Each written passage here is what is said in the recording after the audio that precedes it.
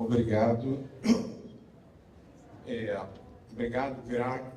Gostaria de agradecer essa honra de estar aqui com vocês. Marcelo, parabéns, excelente teus temas, teus pontos, tuas pontuações. Eu tenho experiência internacional, atuo em outros países, e é exatamente isso. Muitas vezes você tem que, eu não sei o que houve aqui, desformatou aqui. Você tem que customizar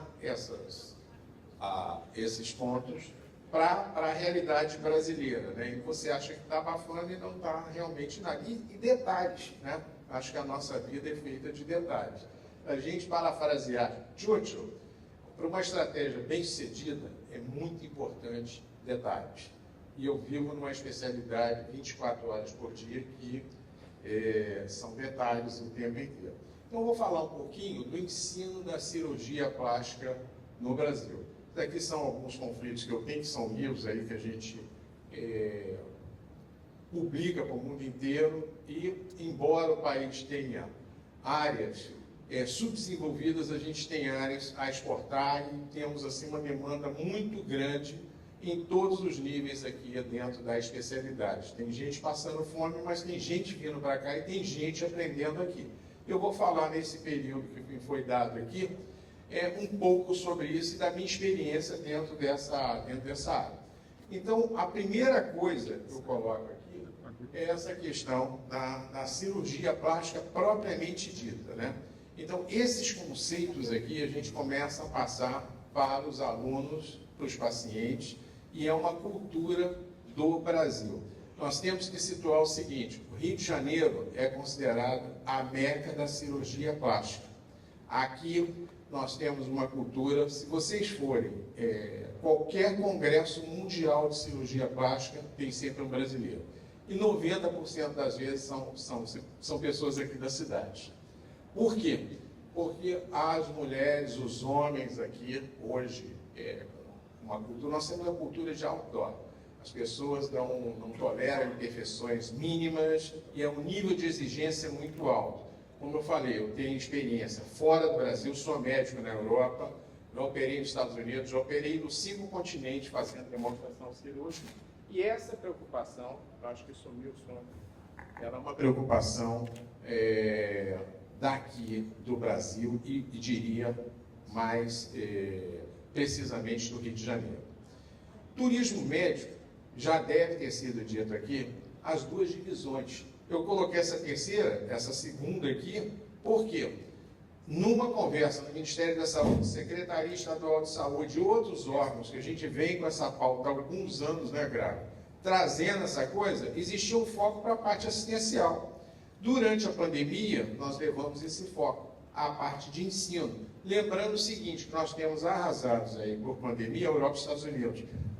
Existe um deserto de ensino nesses dois continentes e hoje a procura por nosso país tem aumentado muito. Então, a parte assistencial já foi dita pelo Marcelo, deve ter sido dita pela arquiteta, pelo grupo que está interdisciplinar aqui, do nível de exigência. Agora, a parte de ensino, ela é uma parte que nós temos alguns pontos interessantes aqui e que nós temos uma problemática própria. Eu vou citar um case aqui. Foi feito um evento aqui no Rio com 12 mil participantes.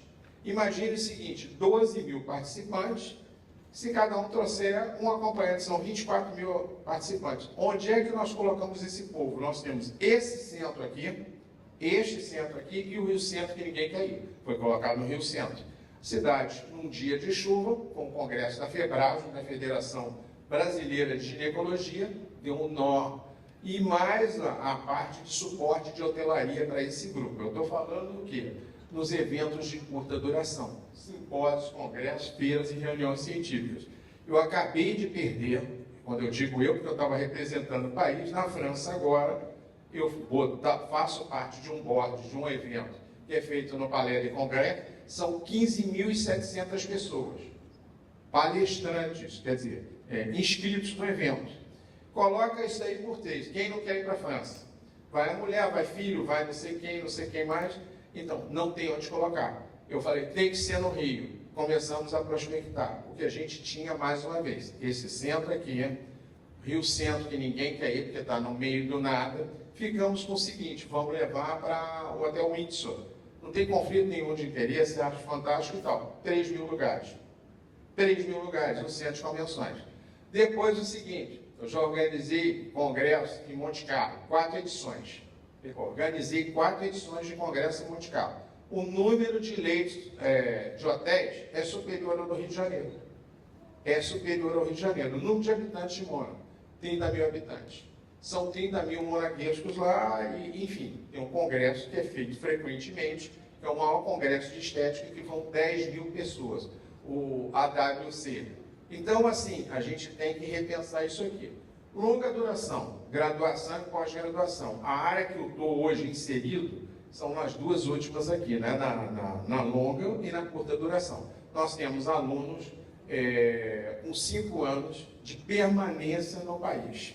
5 anos, 6 anos, 7 anos, ficando aqui no país. E muitos deles têm vindo por deficiência dos países de origem para fazer a graduação. Então a gente está falando de 10, 12 anos aqui, né? Então é um ponto para a gente pensar. Barreira que nós temos: língua, estrutura especializada no receptivo, a mesma coisa que você colocou para o paciente aqui. A gente tem o mesmo problema. A gente está tentando dobrar isso, e por isso, quando nós chegamos aqui, um grupo de alunos mais na América do Sul, pela proximidade linguística. Pela proximidade linguística, eles vão, se esforçam. Eu estou voltando de uma viagem, eu estava em Cartagena, cidade do Panamá, voltei ontem, em Honduras. Problema do idioma, eles querem fazer parceria, trazer gente para cá, mas assim, é portunhol, não é um português. As exigências caíram agora.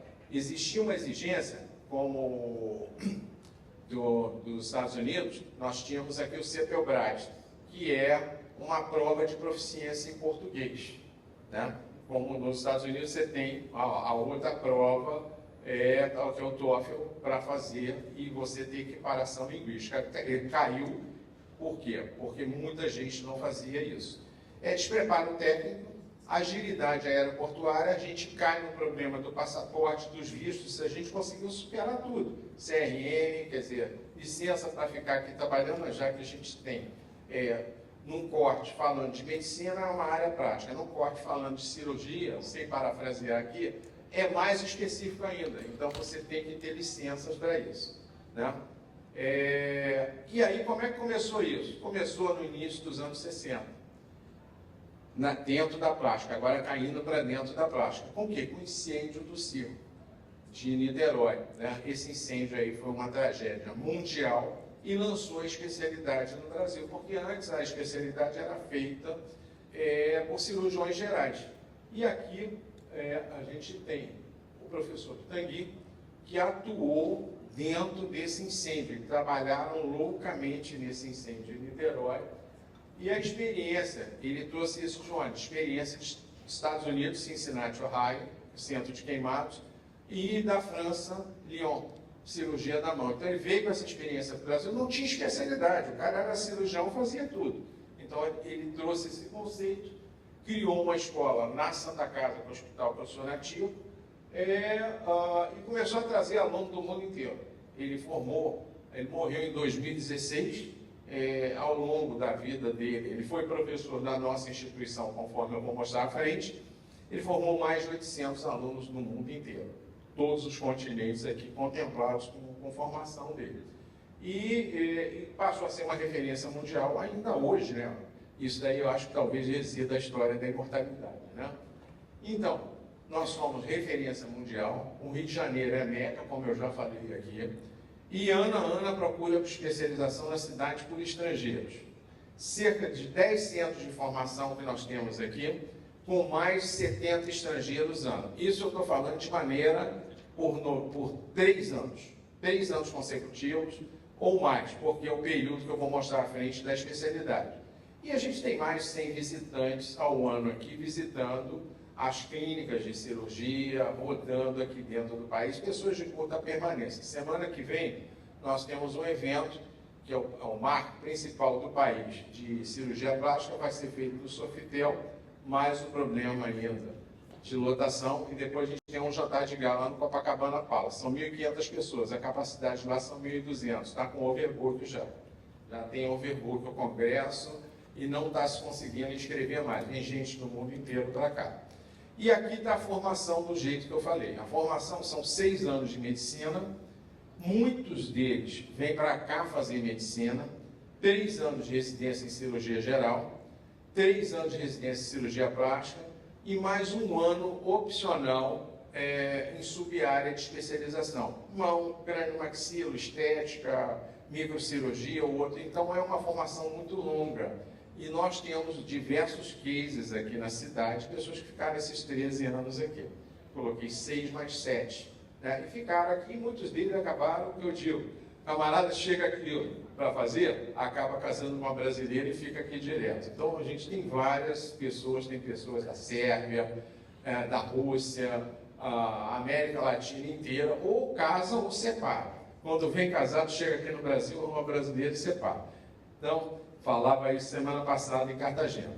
Com isso, o Instituto Carlos Chagas é uma instituição que eu atualmente tenho a honra de presidir, ela foi criada em 59, dentro da UFRJ. E ela buscou criar especialização em diversas áreas na medicina, né? Implementou o ensino de pós-graduação médica. Começou na Santa Casa, hoje nós temos uma sede própria, temos uma faculdade de gestão, e o GRAC não sabe disso, eu incorporei mais 10 faculdades, nós vamos ter que mudar de lugar. Tá? 10 faculdades, entre elas ciências da saúde, e a meta é medicina dentro disso. Nós temos 64 anos de experiência, mais de 15 mil alunos, 75 nacionalidades. Então, a gente conhece um pouco desse assunto de ensino médio. Eu estou na instituição há 30, estou presidindo há 8. E com o aumento, com a abertura da instituição de ensino superior, dessas instituições, aumentou mais ainda por parte estrangeira. E eu comecei a entender um pouco disso também, rodando aí pelo mundo. Não tem formação, a formação é restritiva. Como eu falei, eu vim essa semana de quarta-feira dessa rodada em Honduras, eles formam um cirurgião plástico por ano. Um cirurgião plástico por ano. Eles têm 10 pessoas de terapia intensiva no país inteiro, de 10 milhões de habitantes. Então, existe uma deficiência muito grande. A América Latina hoje é a principal fonte de alunos. A gente recebe pessoas da América Latina inteira. Temos parceria com a Inglaterra, a instituição representa a Oxford com as vacinas, e a gente tem também esse intercâmbio aí. E organização de diversos eventos nacionais e internacionais. O Instituto Carlos Chagas, ele foi criado, esse curso meu, foi criado o curso do Pitangui, já existia, o meu entrou depois, em 2005, e a gente formou mais de 100 cirurgiões de diversas nacionalidades. Recebemos professor visitante de 5 continentes e com compromisso sempre de desenvolvimento técnico-científico. São um dos eventos que eu criei, tem 15 anos de existência, um evento entre Estados Unidos e Brasil. Ele é feito em Salt Lake City e aqui no Rio de Janeiro. Tá? Na realidade, eu consegui fazer uma coisa, levar para Búzios. E levei o pessoal, como ele falou aqui, um desfile de escola de samba. O pessoal ficou maluco. Então, a gente tem esse olhar aqui, isso daqui continua de outra maneira. A maneira é essa aqui, é essa geração de milênio. Então, a coisa continua a mesma. O jornal, hoje, é o nosso celular, como o gráfico está ali no celular.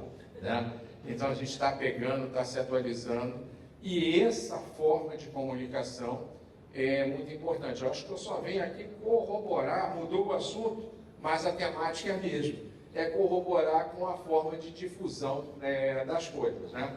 E isso daí gerou a globalização. Quando eu comecei a fazer plástica, as mulheres só queriam reduzir mama. Depois de um tempo, as mulheres queriam aumentar as mamas. Por outro lado, nós vendemos o Brazilian Butt Lift. O padrão de beleza americano não era padrão de bumbum grande, era pequeno.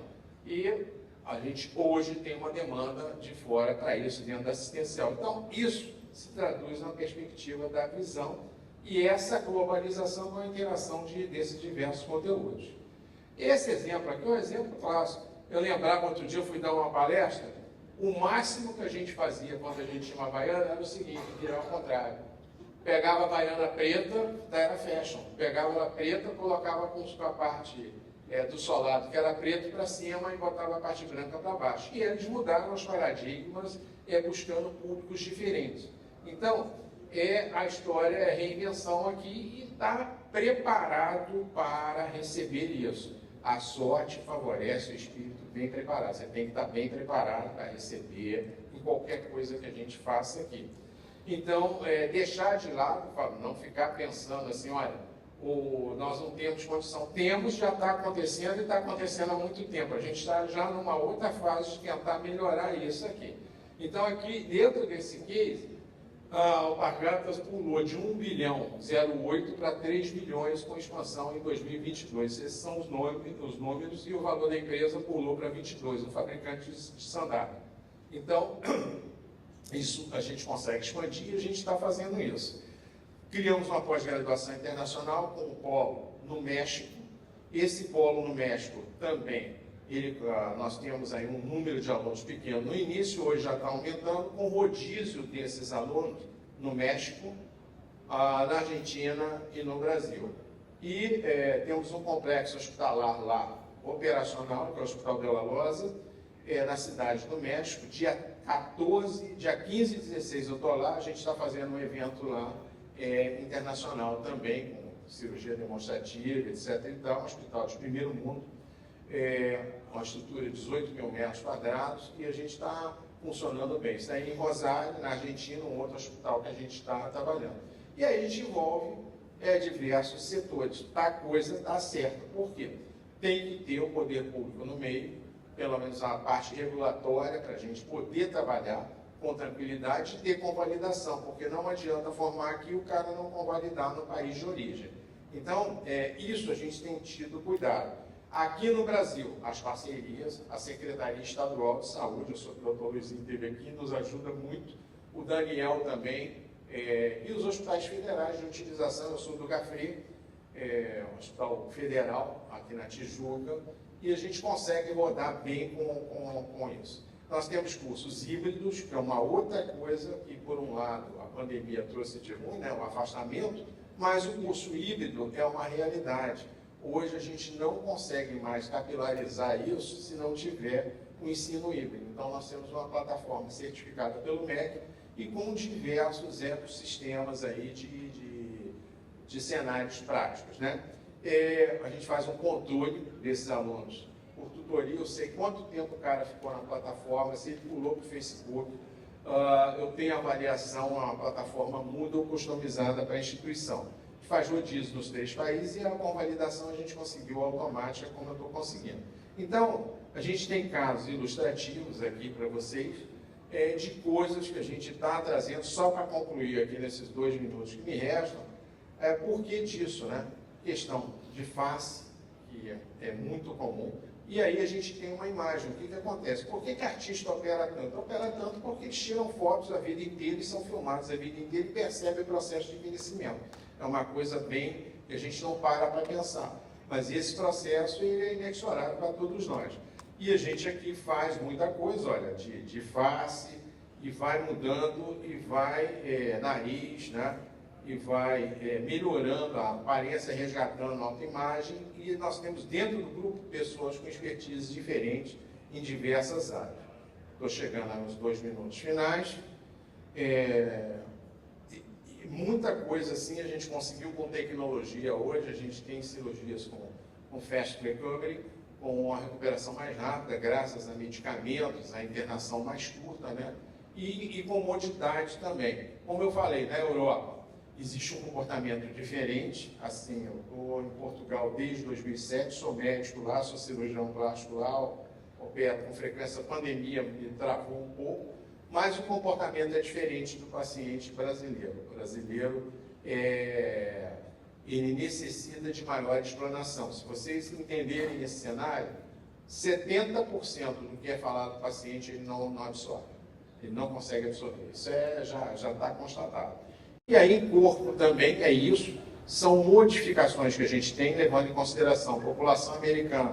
60% da população é obesa, 60% e no número crescente. Então, os tipos de cirurgia ofertados, eles são diferentes dos tipos de cirurgias solicitados aqui. Por exemplo, da esquerda, essa paciente da esquerda é uma paciente mais para padrão americano. É evidente que tem gente aqui no Brasil. Agora, a grande maioria está para cá, entre a segunda e a terceira querendo cirurgia aqui no Brasil, né? E aí vem para fazer prótese, vem para fazer isso e isso aqui. Homem, camarada, pratica futevôlei, quer melhorar o corpo, e esse ingresso que eu, quando eu comecei a operar, não existia. Eu tinha 1% da população masculina, eu era um cara muito rico, era artista. Hoje é uma coisa que popularizou e se consegue fazer, e muitas vezes a gente vê até exagero. Então, em linhas gerais, eu coloquei aqui só para dar uma destemperada, para vocês entenderem o que eu estou falando, né? Assim, mais ilustrativamente. E eu acho que eu concluí aqui no tempo. Obrigado, Graco. Desculpe o meu atraso aqui, que eu ainda volto para a Barra para operar. Muito obrigado aí, boa tarde.